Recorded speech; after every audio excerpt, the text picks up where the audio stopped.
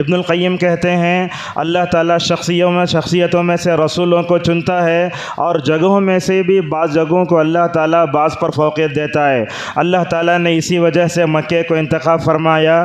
مکہ مکرمہ دنیا کا سب سے بہترین شہر، بڑا عزت والا شہر، اللہ تبارک و تعالیٰ نے اس کو اپنے نبی صلی اللہ علیہ وسلم کی بعثت کے لیے چنا، اپنے بندوں کی عبادت کے لیے چنا۔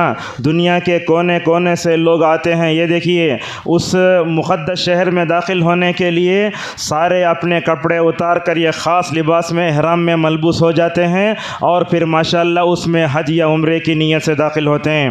معزز حاضرین، مکہ مکرمہ روئے زمین کا سب سے مقدس مقام ہے۔ اللہ تبارک و تعالیٰ کو دنیا میں سب سے زیادہ محبوب جو جگہ ہیں وہ مسجدیں ہیں، جیسا کہ اللہ کے نبی صلی اللہ علیہ وسلم نے فرمایا احب البلاد الی اللہ مساجدها، مگر مسجدوں میں کعبۃ اللہ اللہ تبارک و تعالیٰ کو بہت پسند ہے، اسی لیے اللہ تعالیٰ نے اس کی فضیلت کو بیان کرتے ہوئے قسم کھاتے ہوئے کہا والتین والزیتون وطور سینین وہذا البلد الامین، اللہ نے فرمایا اس امن والے شہر کی ہم قسم کھاتے ہیں۔ کبھی اللہ تبارک و تعالیٰ نے اس کعبۃ اللہ کو البیت العتیق کہتے ہوئے کہا ولیطوفوا بالبیت العتیق، لوگوں کو چاہیے کہ وہ حج میں اس پرانے گھر کا طواف کریں۔ اللہ تبارک و تعالیٰ نے کبھی اس گھر کو مسجد حرام کہا، جیسا کہ اللہ نے کئی آیتوں میں فرمایا۔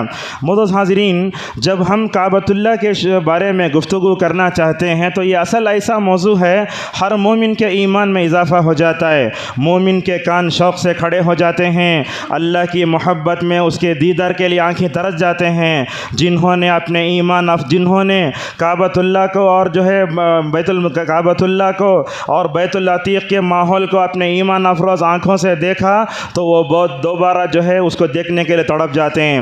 یہ زمین کا سب سے بہترین حصہ ہے۔ معزز حاضرین، قرآن مجید میں مساجد کا ذکر بہت ہوا ہے، مسجد نبوی کا ذکر ہے، مسجد حرام کا ذکر ہے، مسجد اقصیٰ کا ذکر ہے، جیسا کہ ابو ہریرہ رضی اللہ عنہ کہتے ہیں کہ رسول اکرم صلی اللہ علیہ وسلم نے فرمایا ثواب کی نیت سے 3 مسجدوں کی طرف رخ کر سکتے ہیں۔ معزز حاضرین، روئے زمین پر اللہ تبارک و تعالیٰ کی سب سے پہلے جو عبادت گاہ بنی وہ یہی کعبۃ اللہ ہے۔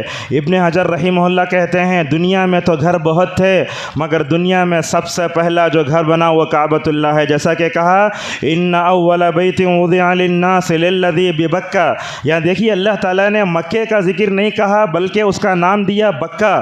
اس کا معنی بیان کرتے ہوئے کہتے ہیں کہ یہ وہ شہر ہے جہاں غرور سے داخل ہونے والے لوگوں کی گردنوں کو بھی توڑا جاتا ہے۔